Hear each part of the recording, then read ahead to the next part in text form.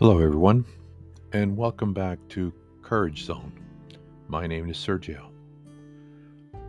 By now, you have heard my trailer, or at least I hope you have, and what this is all about: childhood sexual abuse from a male's perspective.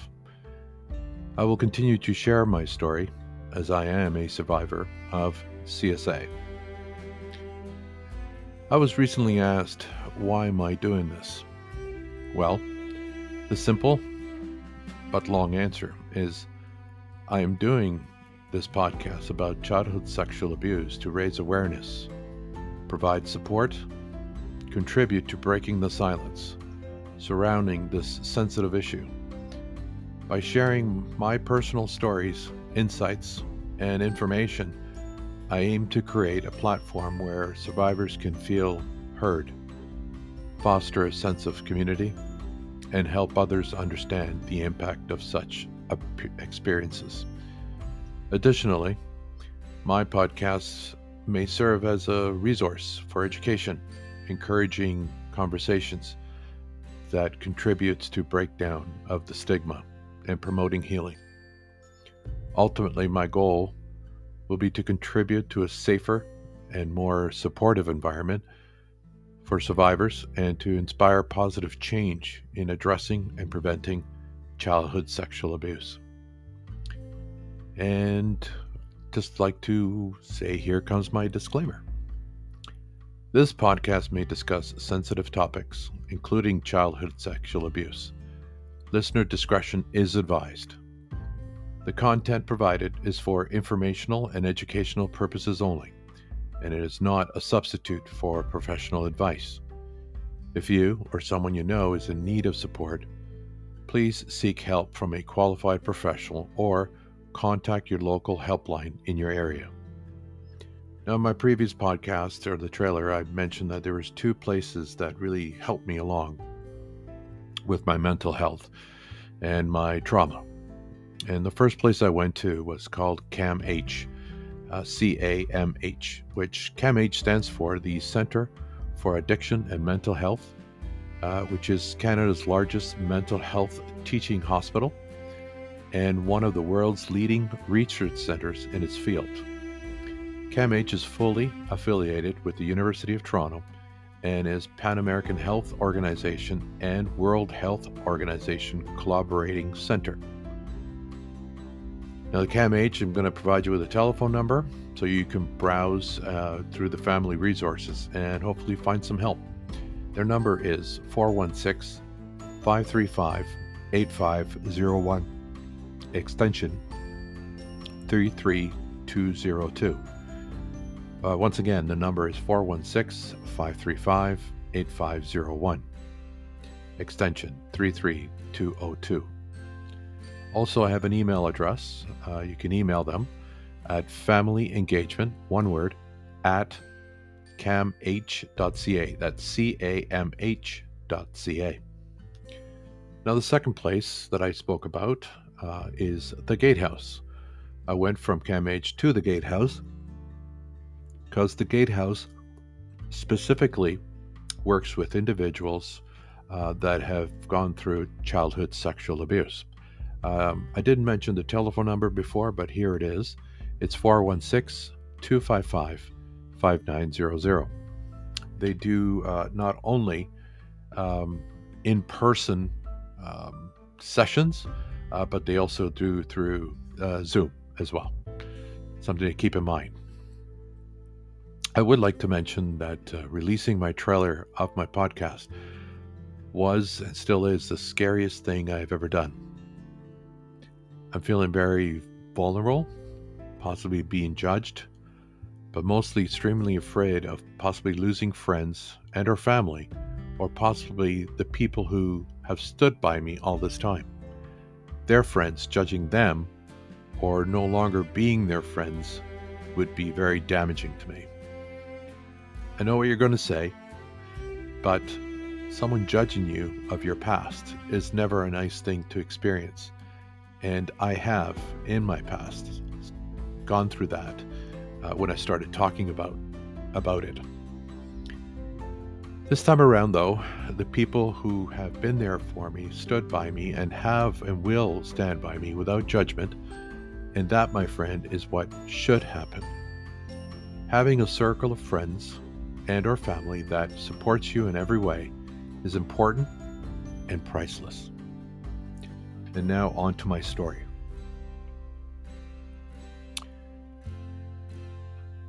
I left off of being beaten by a Catholic priest while taking a confirmation class, telling my so-called parents, but they in turn beat me because I snitched on the priest. At around 12 years of age, I started to smoke and drink and basically purchased my own cigarettes back in the day. I know what you're going to say. Where'd you get your money at 12 years old?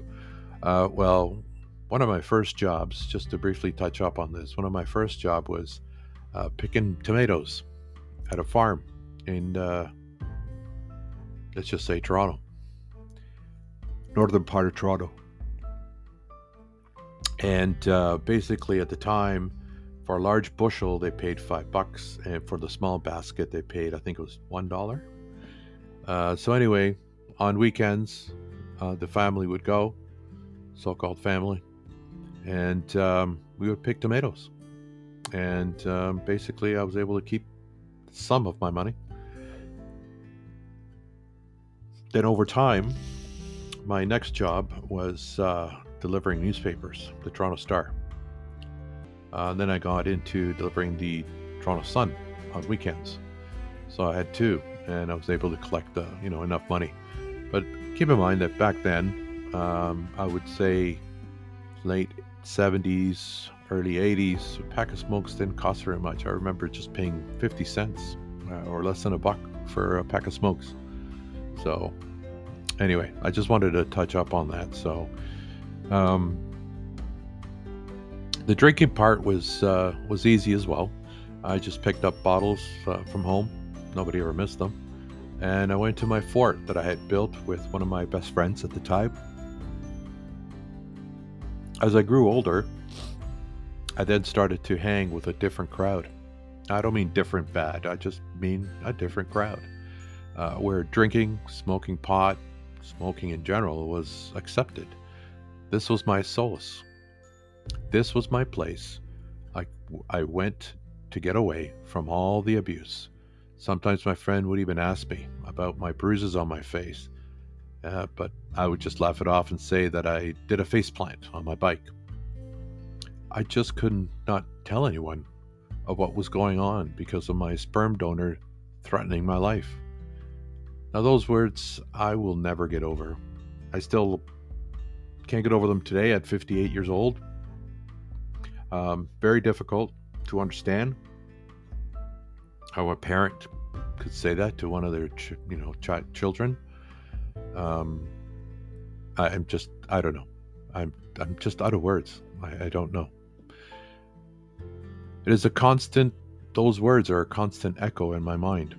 I remember thinking that when I get big and strong enough, when you're 10 or 12, sorry, that I would smash his face in. That never happened, unfortunately. Not because I was afraid to approach him, but he didn't want to throw the first punch. It just showed me at that moment how much of a coward and bully he was. This didn't make sense at the time, but thinking back now, it is my reasoning why I saw a bully picking on a weaker person, I would intervene and defend the weaker person. Even now, at my age, I'm also an overprotective person and will still defend the weaker person from any bully. I've been told on a few occasions from therapists, psychotherapists, that due to my trauma at such a young age, that my brain is wired differently. From someone who hasn't experienced trauma, meaning constantly being alert for danger, looking for exits, and being on the lookout for what I call predators, because it appears I have a sixth sense to sniff these kinds of people out. well, I shouldn't say cause it appears I have one. I do have a sixth sense. And this is what happens to us individuals who have gone through such trauma. We develop a sixth sense and we can sniff these people out. Just a look in their eyes. We just, the words they use, we can just tell. My anger, drinking, smoking pot, got worse over the course of my teenage years. And I hid it very well because nobody knew. The unfortunate part was what was going on during my teenage years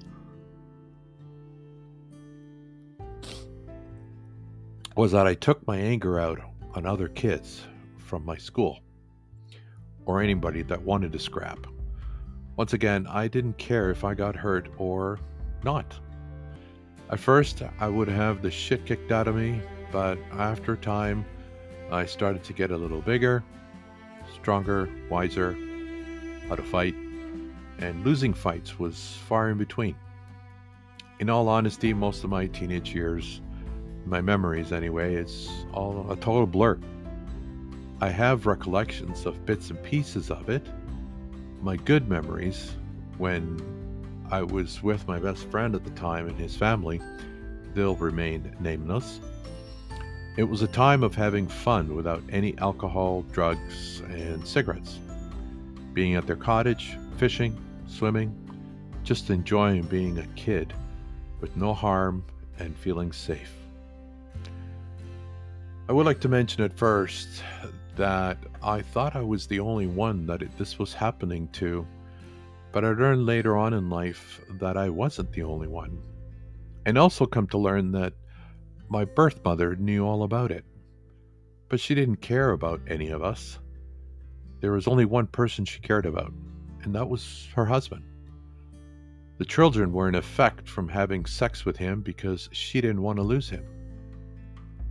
When I told her about what had happened to me, she responded in a way that was very hurtful and no mother should ever spew out.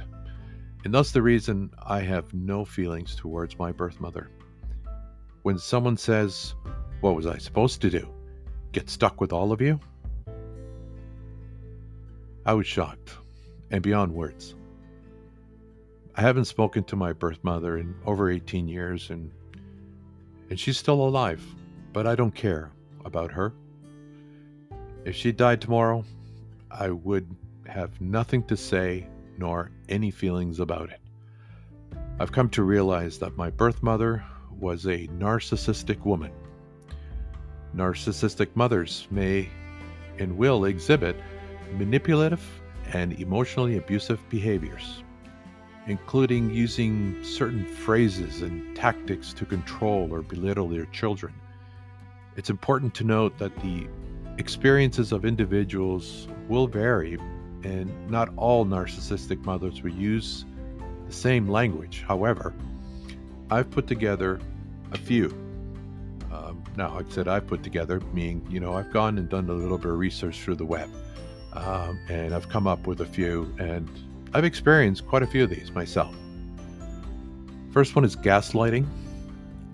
They'll basically say, "You're imagining things. That never happened. You must be confused. You're too sensitive." And my birth mother said that second one to my sister. Invalidation. Your feelings don't matter. Stop overreacting. You're being dramatic. Next one is projection. You're just like your father. I never make mistakes. You're the problem. Conditional love.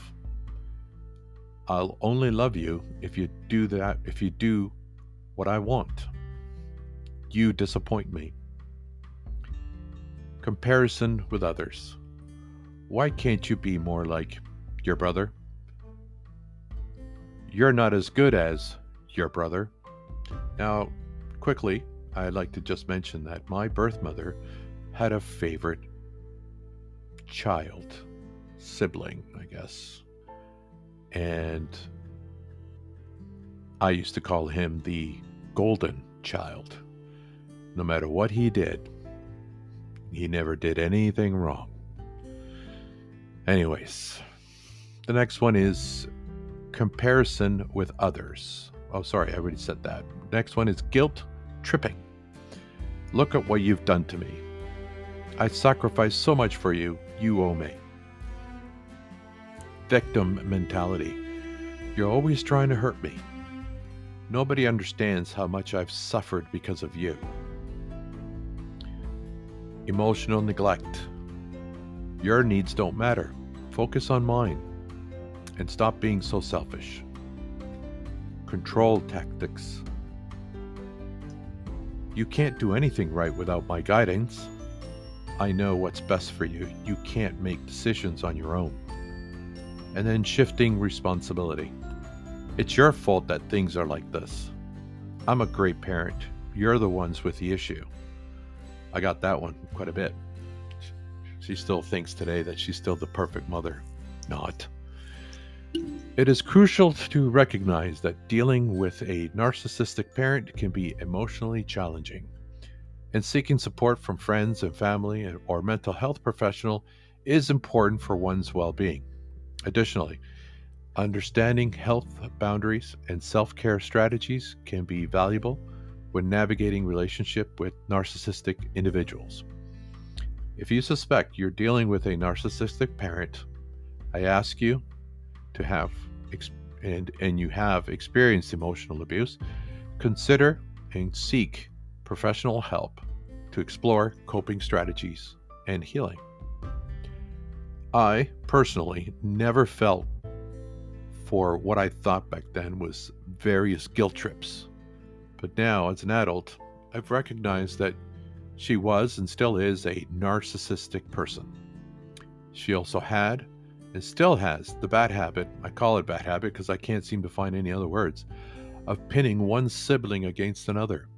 She loves seeing her kids fighting and hating each other, and she will carry a smile because she's plotted the entire thing. This attitude, or whatever you want to call it, sickens me. As I sit here thinking about her manipulation and her guilt trips, it also saddens me because I've always wondered what it would have been like to have parents who actually care and give love to their kids. It's sad.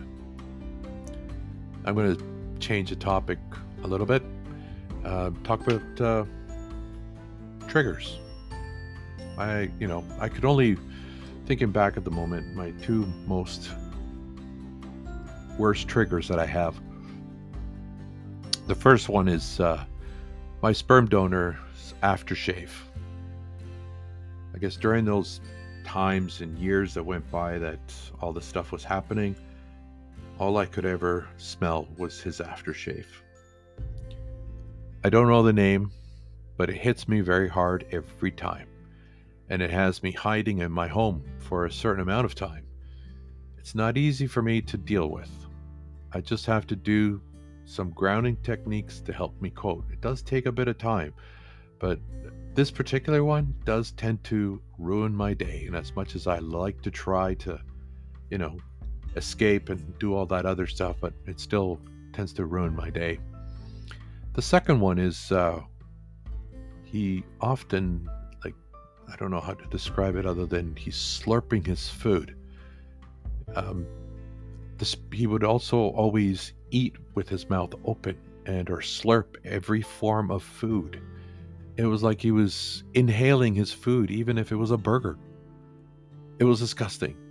At times, I had to walk away, hide in the bathroom until everyone finished their food, lunch and dinner, whatever we were eating, and then eventually come back out to finish my food without hearing and chewing and slurping and the hard swallow.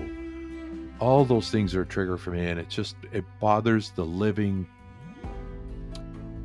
crap out of me. With my triggers, they do often give me nightmares. I deal with them in a certain way. It's called grounding breathing. I focus on my breathing, inhale for 4 seconds, hold for 4 seconds, and release for 5. I do this approximately 3-4 times or until I increase the feeling of feeling safe. So I will also hug my wife to fall back asleep. I've only tried this other technique once or twice, but going for a 30-minute walk approximately clears my mind, especially if it's in the winter. The cold snaps me back into reality. Nightmares do happen, but when they do, I hate them. They say that nightmares can impact an individual's health. Since we are re-experiencing that trauma again, it can lead to heightened anxiety, physical tension, and this is why at times I don't want to go back to sleep. Of course, not getting enough sleep is linked to other things like decreased energy level, low mood, or bad mood, and lastly for me, very little or no patience at all to anyone. I'm currently taking a prescribed amount of CBD oil in order to help me sleep. Now, I'm in no way advertising that CBD oil is the answer or the way. It works for me.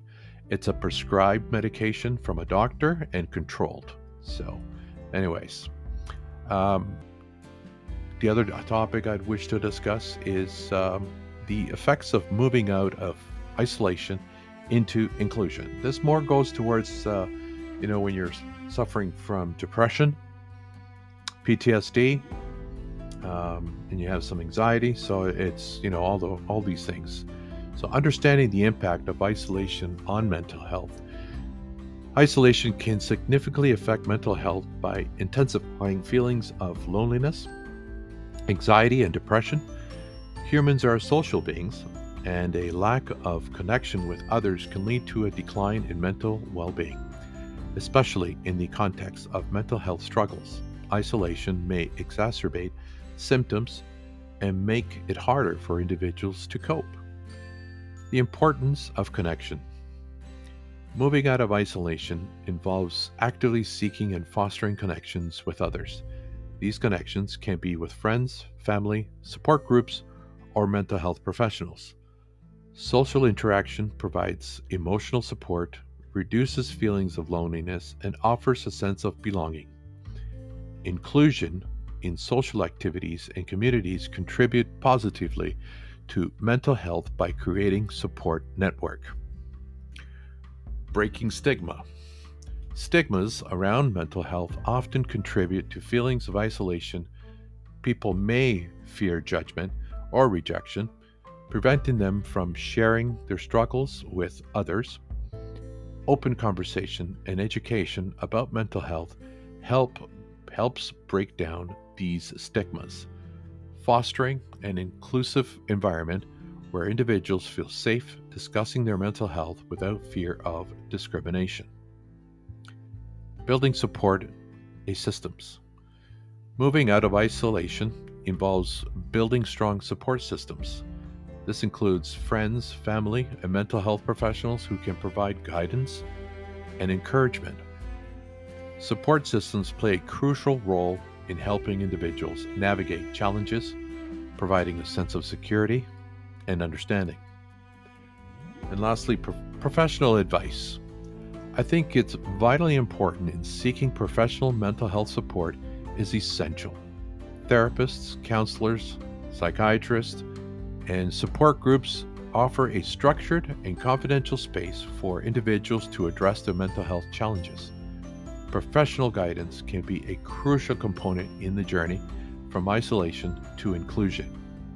And in conclusion, prioritizing connections, breaking stigmas, building support systems, actively participating in communities such as volunteering, empowering individuals, and seeking professional assistance are key steps in moving from isolation to inclusion for better mental health. The next topic I'd like to mention or talk about is, I was asked the question some time ago, what made it difficult for me to come forward?